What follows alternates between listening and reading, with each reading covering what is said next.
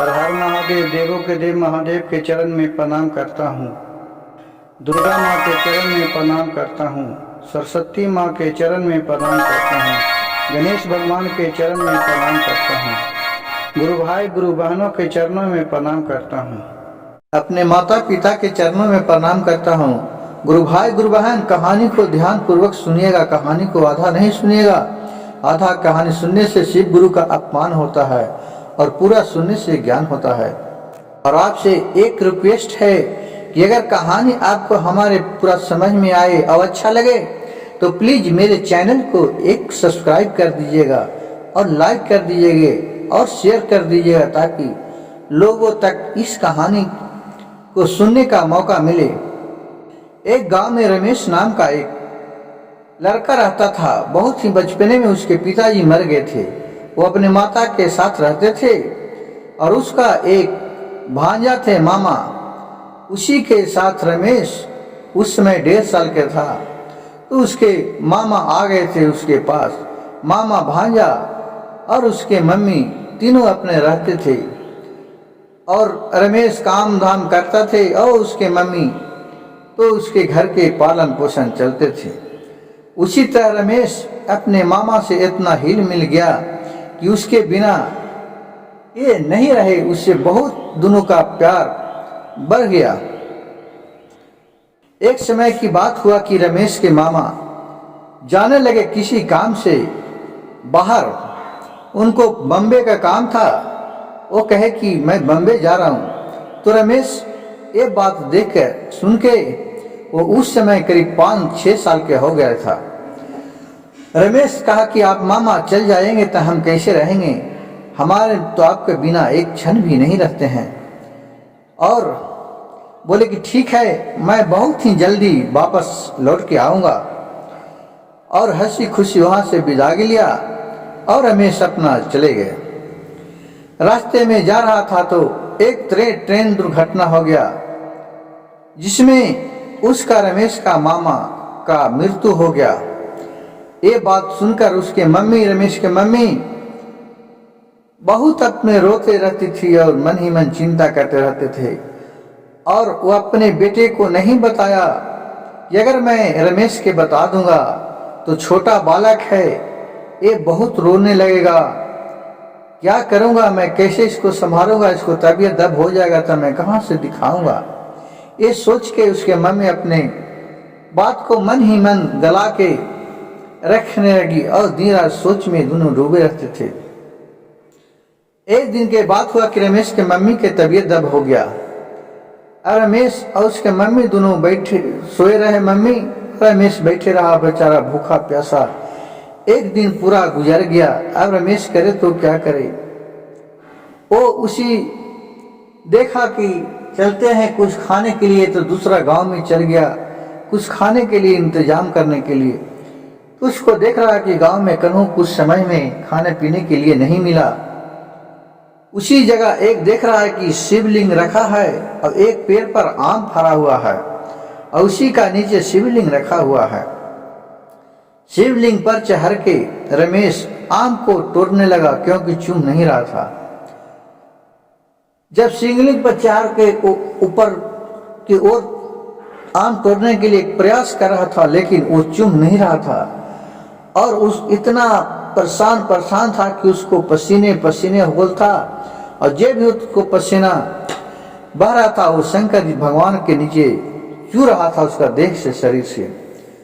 ये सब देख के 3-4 आदमी उसी जगह घूमने आए तो देख रहे कि ये भगवान के आगे ये तो चढ़ गया, ये तो बहुत भारी अनर्थ हो गया, ये क्या अब होगा इस गांव में, इसका तो कोई नहीं जानता है। सब रमेश पर बहुत गुस्सा करने लगे गांव वाले। रमेश कहा कि हमें भूख लगा है, हमारे मम्मी का तबीयत दब है, मैं क्या करूं, मैं आम तोड़ने के लिए प्रयास कर रहे थे लेकिन चूम नहीं रहा हूं। गांव वाले भयभूत भला बुरा कहे लेकिन रमेश को मारे नहीं और सब वहां से चले गए। कहे कि अब हम कैसे इसको पूजा करेंगे, ये तो इस पर लाभ देके चढ़ गया है, ये तो बहुत अनर्थ किया है। अब गांव को चल जाने के बाद रमेश अपने उसी जगह हाथ जोड़ के खड़ा हो गया। बोला, हे नाथ भोलेनाथ प्रभु, देवों के देव महादेव, अगर हमसे जो गलती हुआ उसको क्षमा कर दीजिएगा।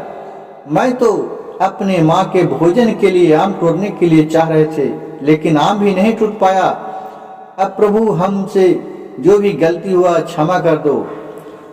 उसका ये आराधना सुनकर शिव भगवान साक्षात दर्शन हो गए और बोले, बच्चे तुम डरो नहीं, मांगो तुम क्या मांगना चाहते हो। मैं तुमसे अति प्रसन्न हूँ। जब तुम हमारे ऊपर चढ़ के और आम तोड़ा था तो तुमको पसीना से जो मेरे ऊपर गिरा पसीना, उससे मैं जल अभिषेक हो गया। मैं तुम्हारे पसीना से ताबोर हो गया। मैं तुम पर बहुत प्रसन्न हूँ, तुम बहुत परिश्रमी हो, तुम सच्चे दिल का बालक हो। ये सोचा क्या मांगू। कहा कि ठीक है मैं मांगू। अच्छा, वो सोचा बालक के तो बुद्धि बालका ही जैसा होता है, वो सच्चा दिल का बच्चा होता है, उसको ज्ञान ही नहीं होता है कि मैं क्या मांगू। उसके पास स्वार्थ नाम का चीज नहीं रहता है। जिस तरह रमेश 6 साल के था बच्चा, बोला कि हाँ भोलेनाथ, अगर आप देना ही चाहते हैं तो हमको माँ का तबीयत ठीक कर दीजिए। कहें कि ये तो बहुत छोटा सा बालक, और आप और कुछ मांगो इससे भी बड़ा। कहा कि चलो आपका माँ का तबीयत ठीक हो जाएगा। अब सोचा क्या मांगू। कहे कि भोलेनाथ, हमारे मामा गए हैं बम्बे कमाने के लिए जी, आज तक नहीं आए हैं। मामा के बिना हमको मन नहीं लग रहा है, हमको मामा को वापस ला दीजिए। कहे कि ठीक है जाओ, 4 दिन के बाद तुम्हारे मामा वापस आ जाएंगे। और फिर घर चल गया और आम भगवान तोड़ के दे दिए, 1 आम किलो, ये आम को खा लेना और तुम्हारे घर में किसी चीज का कमी नहीं रहेगा, जाओ। रमेश वहां से चले गया, घर गया तो देख रहा है कि मम्मी का उसका तबीयत पूरा ठीक है। वो तो कंचन है। आम दिए अपने मम्मी और वो दोनों बांट के खाए और सारी कहानी कह के सुनाई अपनी मम्मी से। ये ऐसा ऐसा हमको भगवान साक्षात दर्शन दिए और बोले हैं कि तुमको मम्मी की तबीयत ठीक हो जाएगा और तुम्हारे मामा वापस आ जाएंगे। ये सब अचरज सुन के इसके माँ तो मन में कह रहे हैं, भोलेनाथ आपको दर्शन दिए, आज तक तो अच्छे अच्छे ऋषि मुनि को भी दर्शन नहीं दिए। गुरु भाई गुरु बहन, कहा है कि जो मन में चंगा है तो कठौती में गंगा है। जिस तरह रमेश का मन में साफ सुथरा था, उसके पास किसी चीज का लोभ ममता नहीं था। हम लोग के पास तो दुनिया भर का लोभ ममता भरा हुआ है, कुट कुट के मन में हर एक तरह का लोभ है, तो हम लोग के कहां से दर्शन मिलेगा। शिव भगवान के जिस तरह रमेश का दर्शन मिल गया। और फिर उसका मम्मी सोचने लगे कि हो सकता है कि ना तो भोलेनाथ ही होंगे। और 4 दिन के बाद जब सुबह में उठे तो देख रहा है कि रमेश के मामा दरवाजे पर कवारी ठुका रहे हैं। उसके मम्मी गए अंदर, खोले कवारी तो देख रहा है कि मेरा भाई आया है। और उसको अपने भाई को बुलाया और बिस्तर पर बैठाई और उसको चरण धोई। वो समझ गई कि किसी रूप में भोलेनाथ ही हैं, क्योंकि मेरे भाई तो मर चुका है, अब मेरे भाई कहाँ से आ जाएगा। ये तो सारी कहानी जा रही थी लेकिन किसी को बता नहीं रही थी। और फिर रमेश अपने मामा के गले से पूरा लपटा गया और बोलने लगा कि मामा तुम कहाँ चल गया थे, इतना दिन से नहीं आ रहे थे। बोले कि बच्चा मैं काम में फंस गया, अब आने के लिए याद भुला गया था। अब सबके खाना बनाए और बहुत नियम धर्म से खिलाए रमेश की माँ। रमेश कुछ काम से दुकान गया था, तभी रमेश के मम्मी अपने भाई के चरण में को पकड़ के और बोलने लगे कि हे प्रभु, आप मेरे भाई नहीं, आप भोलेनाथ हैं। आप, हम जानते हैं कि आप भोलेनाथ ही हैं, आप कृपया दया करके हमें बताएं। बोले कि हाँ मैं भोलेनाथ ही हूँ, मैं तुम्हारा भाई के रूप में आया हूँ। मैं रमेश के वचन से, उनके दया से हम पे बहुत दया आ गया। उसका रवाई सुनकर हमको बर्दाश्त नहीं हो पाया। इसीलिए मैं उनके से मिलने आया हूँ। फिर उतने में रमेश आ गया और फिर 2-4 दिन रहे। अब फिर भोलेनाथ जाने लगे तो रमेश बोला कि नहीं नहीं, अब आप कहीं आइएगा, हमको बता दीजिए मामा। वो तो जा रहा था कि ये मामा है, वो क्या जाने कि ये भोलेनाथ हैं। रमेश अपने मामा मामा कह के भोलेनाथ को कहे कि मामा आप कहीं आइएगा।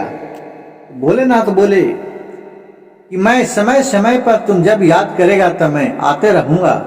और इतना कह के भोलेनाथ वहां से चले गए और सब खुशी खुशी रमेश और रमेश के माँ रहने लगे। गुरु भाई गुरु बहन, मेरा कहानी अगर अच्छा लगे तो प्लीज मेरे चैनल को सब्सक्राइब कीजिएगा, लाइक कर दीजिएगा और शेयर कर दीजिएगा ताकि लोगों तक इस कहानी को सुनने के लिए मिल सके। हर हर महादेव, घर घर महादेव।